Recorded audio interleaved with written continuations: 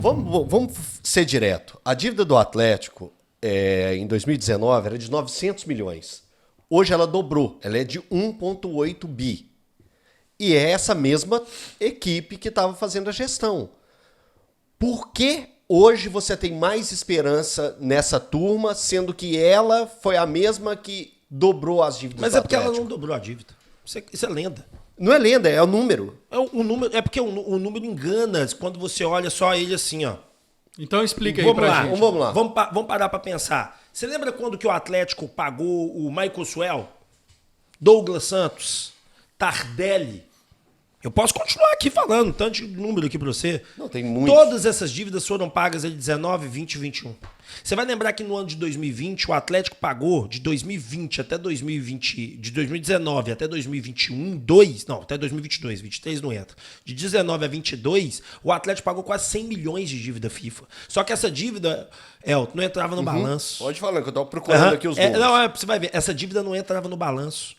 Outra coisa, por exemplo, eu tava vendo outro dia, existe uma dívida do Aquapark, lembra do Aquapark? 94, 95, Pois é, 96. que ela virou um processo em 97, 98, o Atlético não pagou, o Atlético foi negociar ela agora, 4 milhões e 800 mil. Era a história da CEMIG, não era? No boleto da Tinha um CEMIG? monte de coisa. Vou te dar mais um exemplo do Sérgio Sete Câmara em 2020, ele fechou um acordo de uma dívida que era da época do Caçapa, do Guilherme, que era de 64 milhões, o Sérgio Sete Câmara fechou ela em 32 milhões, parcelada de 60 vezes.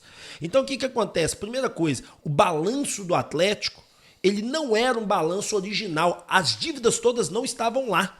Esse é o primeiro ponto. Então se você pegar a dívida de 2019 de 900 milhões e se você simplesmente manter ela, se você falar assim, vou pagar apenas os juros, o juro é absurdo, né? você não dá conta. E fora que tinha um bocado de penduricalho que não entrava.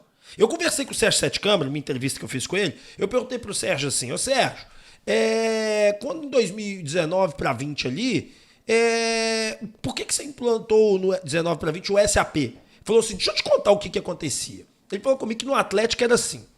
Olha que loucura, bicho. O que é SAP? É um sistema alemão de controle de nota, de pagamento, para você saber o que entra, o que sai, para você controlar seu caixa. Ele contou que a contabilidade do Atlético era feita na planilha de Excel, que tinha o diretor assim, que ele abria a gaveta com as coisas.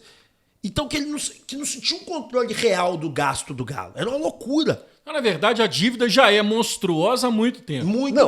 Mas isso é fato. Né? E aí, esse endividamento que o Atlético tinha, aí voltando, contando, aí ele virou e falou assim, cara, a gente não sabia quanto o Atlético devia, essa é a verdade. A gente colocava lá no balanço diante das informações, aí de repente, mas como assim? Que dívida é essa da FIFA aqui que tem para pagar agora? Como assim? Nós temos que pagar, isso daqui é do Michael Suell, que não pagou lá em 2014. Aí é do Douglas Santos, que não pagou lá em 2015. Então o Atlético, gente, a verdade é o seguinte, o Atlético já estava vendido e falido há muito tempo. E por que eu não, quando a gente fala assim, esses caras pegaram a dívida em 2019 tanto e 2023 ela tá tanto. Vamos lembrar de uma coisa também que todo mundo esquece. Lembra de como é que foi o ano de 2020? O que aconteceu em 2020, gente? 2020 foi o ano que entrou o Sampaoli. Foi o ano que começou pandemia. E teve isso, né? A pandemia. Nós ficamos sem futebol de março a agosto. O Atlético, vocês vão lembrar o que ele fez. Ele dividiu o salário para pagar em 2021. A Globo não pagou o Atlético. Os patrocinadores todos suspenderam o pagamento. Você lembra que o Sérgio Sete Câmara fez uma live na TV Galo que ele disse todos os patrocinadores suspenderam o pagamento. E aí veio a ideia do manto da massa, que ele contou como é que foi a ideia do manto da massa, para ver se arrecadava um dinheiro, se entrava um dinheiro. Então, o Atlético em 2020 também teve... O Atlético, salvo engano, em 2020 faturou algo em torno de 230, 300 milhões. Não conseguia nem pagar a folha sozinho. O Rubens Menin naquele ano, vocês vão lembrar disso. O Rubens Menin naquele ano aportava dinheiro no Atlético todo dia. Ele para pagar salário, e isso já era metade dos salários, não era dos salários em tempo disso, que fez 300 milhões de dívida com ele, fora dos jogadores que ele comprou. E detalhe, ele não comprou todos, vocês lembram disso? Foi 220, mais depois 300 e alguma coisa, né? Que foi colocado. Que o Menin colocou mesmo foi 300 milhões. Que ele pôs, né? Aí pagou algumas coisas para ele, pouca coisa. Tinha uma dívida com o Ricardo Guimarães também na ordem dos 100 milhões, que é aqueles dos patrocínios do BMG, lembra? Que lá atrás devia. Esse era um dinheiro que não entrava. Porque todo ano fazia acordo, aí o Ricardo Guimarães dava desconto. Aí depois voltava, porque não paga.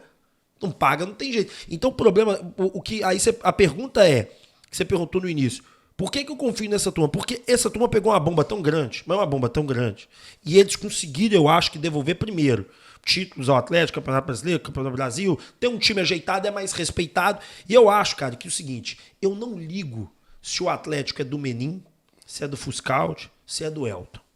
Porque o Atlético nunca foi de nenhum de nós. A gente é torcedor e apaixonado e tamo ali, tamo junto. Mas a verdade é o seguinte, houve sempre famílias imperiais que governaram os dias do Atlético.